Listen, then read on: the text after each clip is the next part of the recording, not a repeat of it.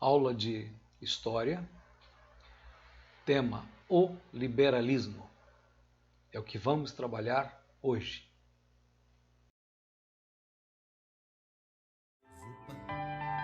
Perra, menino, pra gente, beijo, obrigado.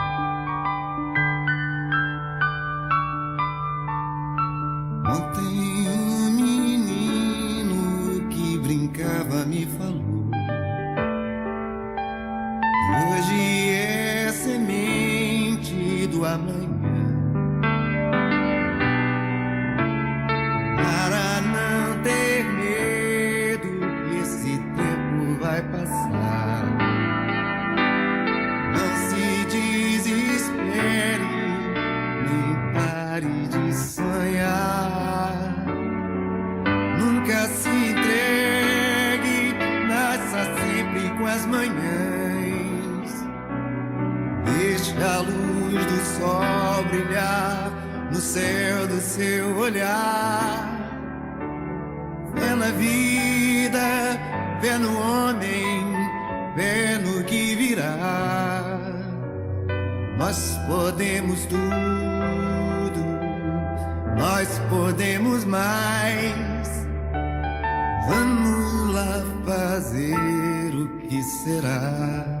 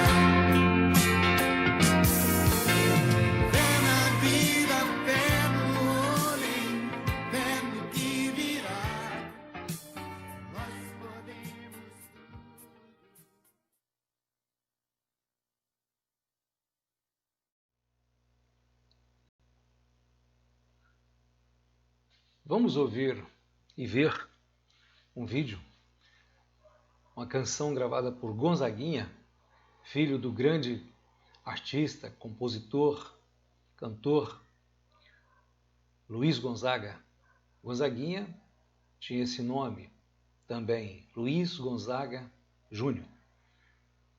Gonzaguinha gravou esta canção e ela tem uma mensagem muito acentuada de esperança, mostrando que a pessoa pode também ajudar na construção do amanhã. Isso tem muito a ver com o liberalismo, não é? Porque o liberalismo dá ênfase à força, à capacidade do indivíduo. Vamos ouvir? Bom dia! Você sabe que eu sou o professor Ari Tebas de Freitas, professor de História, e hoje nós vamos trabalhar com o liberalismo. O que é o liberalismo? Já deve ter ouvido falar de pessoas que são liberais, mão aberta, generosas. Será que o liberalismo é isto? É claro que também é, mas aqui nós estamos falando no sentido filosófico, político, econômico deste assunto. O liberalismo é uma forma de pensar e organizar o funcionamento da sociedade humana. Teve sua origem na Inglaterra e vigorou na Europa como um todo, nos séculos 17 e 18. Os nomes marcantes do liberalismo foram Francis Bacon, Thomas Hobbes, John Locke, Voltaire, Jean-Jacques Rousseau, Adam Smith, Montesquieu, homens que acreditavam que o ser humano nasce livre e com direitos que lhe são inerentes e que não podem ser negociados de forma alguma. Então, eles elaboraram pensamentos em que defendiam, em que lutavam para que a liberdade e esses direitos fossem respeitados e executados pelos governantes, reis, presidentes, primeiros ministros, etc. Quem estivesse à testa de um governo deveria respeitar estes direitos. Então, eles defendiam que as conquistas do indivíduo, suas promoções, devem ser resultado do exercício dos seus talentos pessoais, o desenvolvimento da ciência, o conhecimento como resultado de pesquisas, deduções lógicas, análises, experiências que pudessem comprovar as ideias por eles defendidas, ou pelo indivíduo defendido. Então, trabalharam no campo da economia, da política, da ciência, da sociologia, porque buscava-se com estes pensadores instaurar uma sociedade justa e humana no meio da população.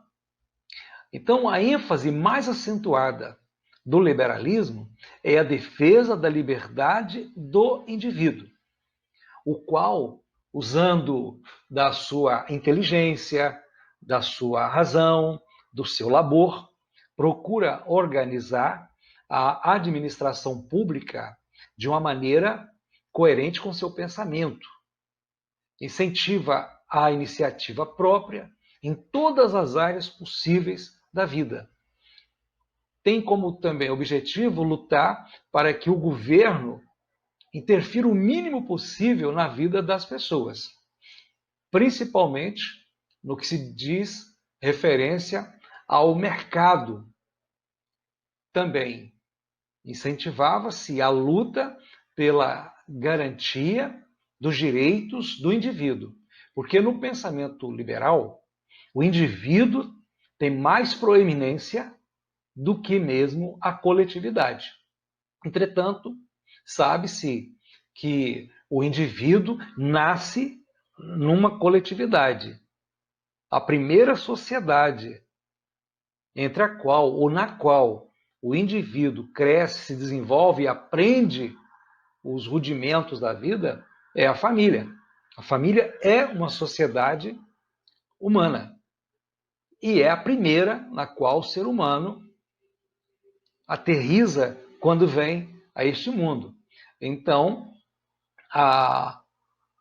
o liberalismo trabalha nesse aspecto de que a sociedade também seja preservada, mas a ênfase está no indivíduo, que muitas vezes começa um negócio, descobre alguma ferramenta, desenvolve alguma habilidade, cria competências, e assim ele vai promovendo o bem pessoal dele mas no proporcionar o bem pessoal dele mesmo, também isto atinge e afeta a sociedade como um todo. Por exemplo, quando o indivíduo, por meio dos seus esforços, da sua habilidade em fazer negócios, ele consegue montar uma pequena empresa, ele vai dar emprego para outras pessoas.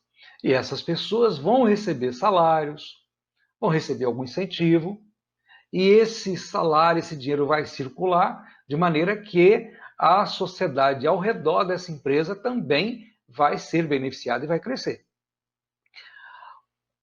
Entre os direitos naturais, aqueles com os quais o indivíduo nasce, está o direito à vida, está o direito a trabalhar e a liberdade.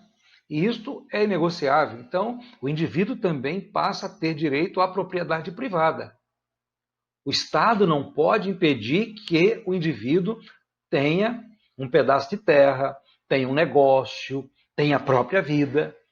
No liberalismo, não há espaço para a escravidão, há espaço para o trabalho livre e remunerado. O indivíduo tem esse direito. Então, propriedade privada, capacidade para escolher os representantes e governantes da sociedade, exercer as suas crenças pessoais, seja em questões políticas, em questões filosóficas, em questões religiosas, o indivíduo tem que ter isto garantido. A liberdade à vida e a liberdade e o direito à vida são natos, não são conquistados. O que o indivíduo precisa fazer é trabalhar para se manter livre e se manter com vida. Então, o liberalismo defende e luta para que todos sejam tratados com igualdade perante a lei, inclusive o rei ou qualquer outro governante. Todos devem se submeter à lei. E num país, numa nação, a lei principal que deve reger toda a sociedade humana em todos os seus pormenores chama-se Constituição, que é a lei maior ou carta magna de um povo. No Brasil, nós temos hoje a Constituição de 1988, chamada Constituição Cidadã, porque ela nos garante que vivemos num Estado livre e de direito e democrático, em que nós todos gozamos das liberdades fundamentais da nossa vida. Nós podemos também falar dos principais pensadores do liberalismo. John Locke, que era inglês e viveu entre 1632 e 1704. Também Adam Smith, esse era escocês e trabalhou mais o aspecto econômico. Também podemos mencionar o francês Montesquieu. Foi um jurista e é com ele que se desenvolveu a ideia de termos 3 poderes na organização política: o executivo, o legislativo e o judiciário, cada qual na sua área. Eles são independentes um do outro, nos seus campos de ações, cada um goza de seus direitos e responsabilidades, mas um não deve interferir no outro, pelo contrário, devem viver em harmonia. E eles não podem querer ser maior ou melhor do que o outro, todos são importantes. E numa sociedade justa, uma sociedade onde a justiça pode ser exercitada, ou deve ser exercitada, está exatamente esse detalhe. Os 3 poderes, executivo, judiciário e legislativo. O executivo vai executar as ordens, as leis, governar. O legislativo vai elaborar e aprovar as leis que vão administrar o país, e o judiciário é responsável pela aplicação da justiça, julgamentos e recursos, etc. e tal. Dentre esses pensadores, Rousseau, ele era bastante radical, e para ele o governante, seja ele rei, o que fosse, o monarca, o soberano, ele só poderia existir, assim como o Estado, pelo consentimento das pessoas, do povo.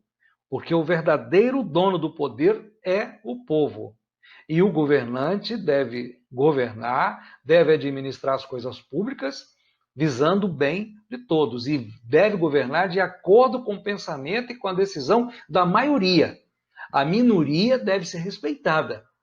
Mas a minoria não pode ditar como será aplicadas as leis, ou serão aplicadas as leis, ou como o governo vai governar para todos. O governo é feito conforme o pensamento da maioria, que é livre, que tem direitos. E todos os direitos de todos os cidadãos devem ser respeitados. Mas o exercício do governo será conforme a decisão da maioria. E se o governo também não estiver satisfazendo aquilo para o qual ele foi constituído, tem o povo direito a tirá-lo do poder.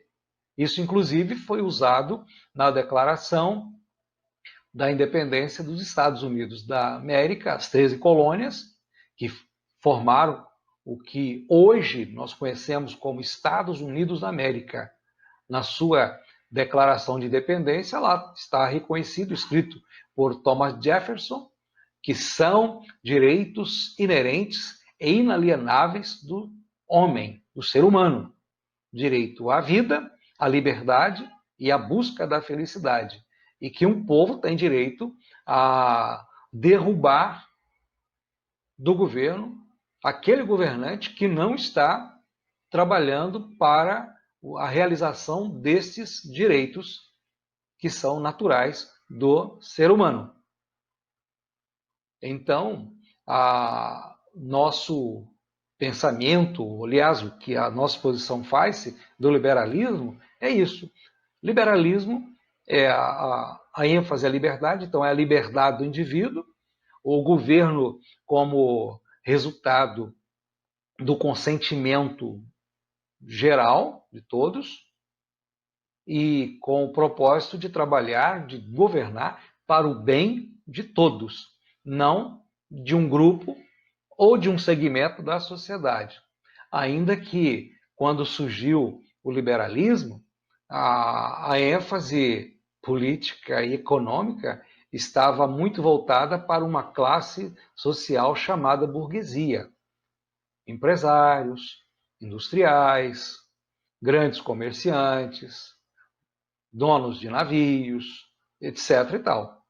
Mas o governo deve ser sempre exercido visando o bem de todos, porque todos são iguais perante a lei e ninguém está acima da lei, nem o presidente, nem o primeiro-ministro, nem o rei, nem ninguém, nem mesmo o Estado. Até o Estado é limitado pelas leis. É isso que é o liberalismo.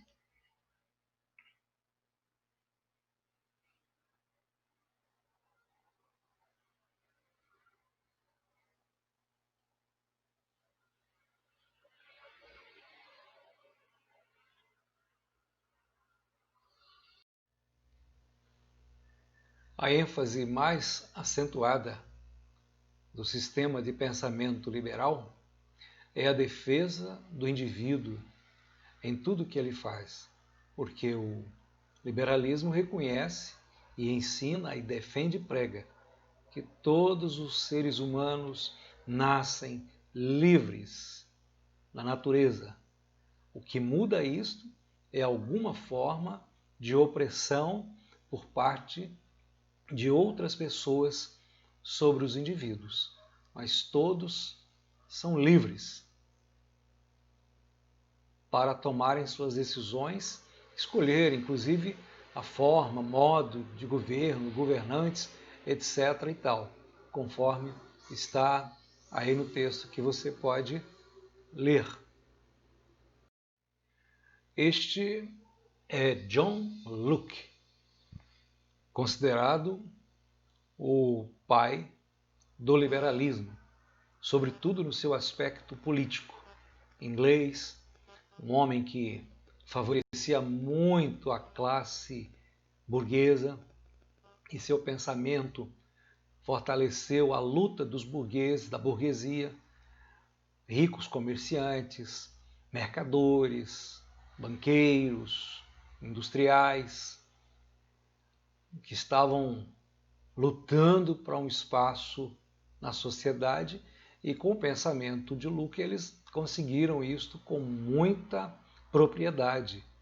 E daí, inclusive, vem também o desenvolvimento do capitalismo, que é a busca do lucro, e mais lucro, e mais lucro, também favorecendo o emprego de muitas pessoas. Então, aqui está John Locke, para quem o Estado deveria ser simplesmente o garantidor dos direitos de todos os cidadãos, mas isso de acordo com as leis elaboradas e aprovadas pelos representantes do povo. No caso da Inglaterra, o parlamento. O rei governa de acordo com o parlamento, de acordo com a Constituição.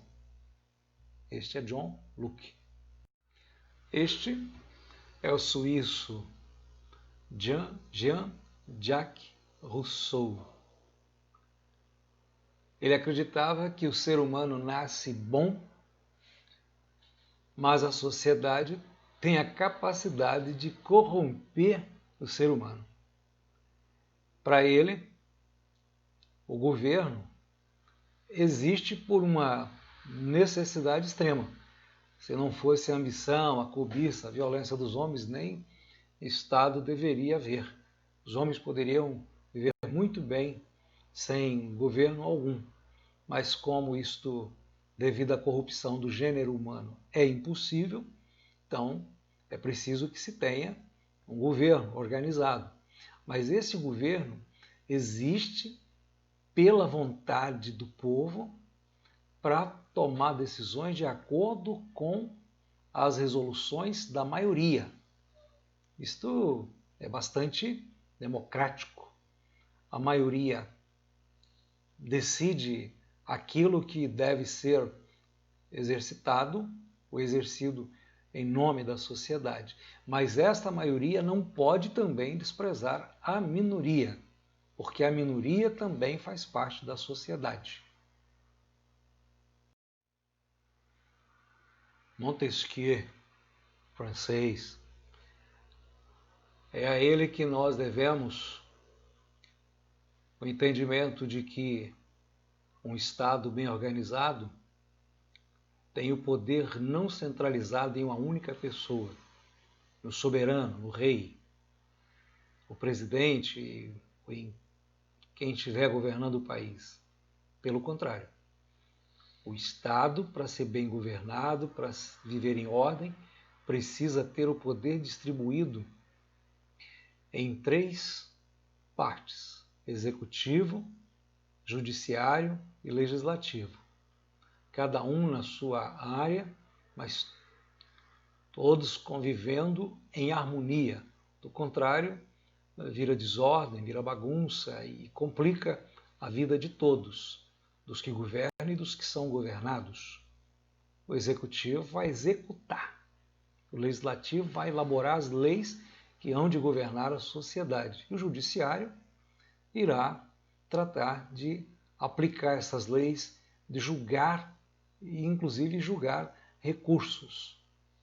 Caso contrário, não pode haver nem justiça nem ordem. Adam Smith.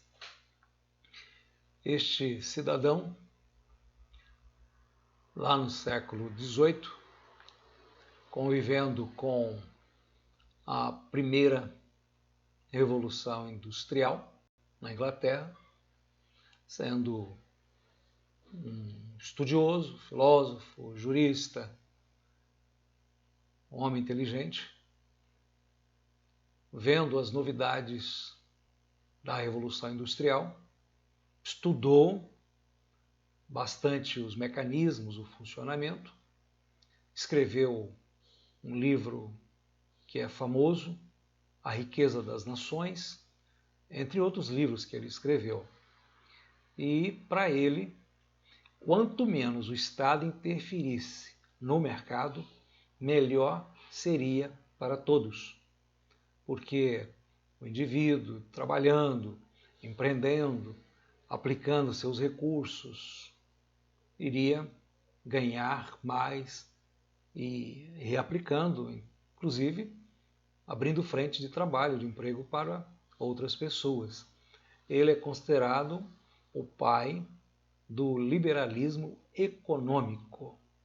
O liberalismo econômico tem essa ênfase. Naquela época, era contra o colonialismo, porque ele entendia que as nações, os povos deveriam ser livres e comercializar entre si com toda a liberdade. O governo cuidaria da administração pública, da política, e o mercado cuidaria de si mesmo. Para ele, o indivíduo laborioso, trabalhador, empreendedor, este é que tem valor. Então, essa ênfase ao trabalho, valorizando o trabalho, é muito importante, porque para muitos pensadores, inclusive para os portugueses que colonizaram o Brasil, o trabalho não trazia muita dignidade para uma pessoa de bem. Tanto é que preferiram trazer africanos para o Brasil e escravizá-los. Já tinham tentado escravizar índio, os indígenas, os nativos. Então, agora eles escravizaram africanos, porque para alguns pensadores, principalmente aqueles que tinham influência muito grande do filósofo Aristóteles, que viveu no quinto século a.C., que pensava e ensinava que há pessoas que nascem para ser escravas e há outras que nascem para mandar. E o escravo, não importa a cor, trabalha, e o outro pensa. Então, Smith deu uma ênfase muito grande ao trabalho e ao indivíduo trabalhador.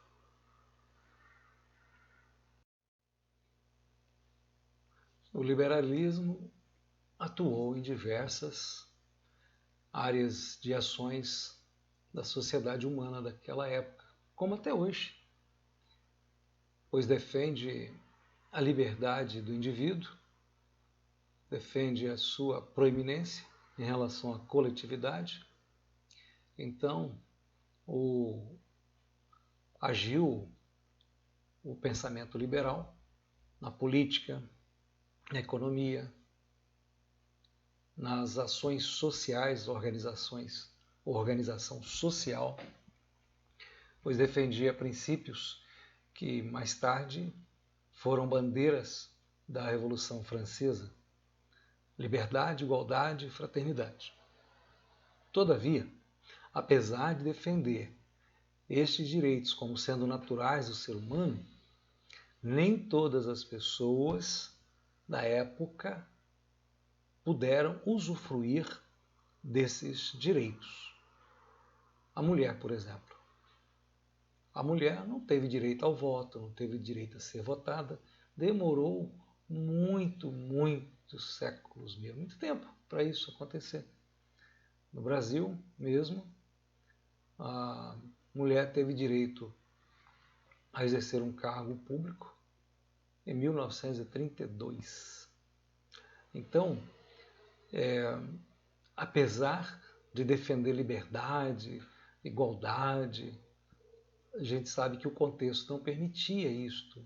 Então, a liberdade, a igualdade eram para as pessoas de bem, pessoas educadas, pessoas tinham propriedade, muitos defendiam a igualdade desde os Estados Unidos mesmo. Os negros não tiveram os direitos garantidos, pois para haver libertação dos escravos demorou muito tempo entre a Declaração de Independência, que preconizava a igualdade, a liberdade, a vida de todos, do povo, mas os homens negros, as mulheres negras que estavam sob o Instituto da Escravidão, esses não usufruíram desses direitos, nem os índios, como também no Brasil. Então, há muita coisa para ser conquistada ainda, para que a sociedade possa ser mesmo justa, igualitária. Vai ser preciso muita luta, porque sem luta não se consegue uma sociedade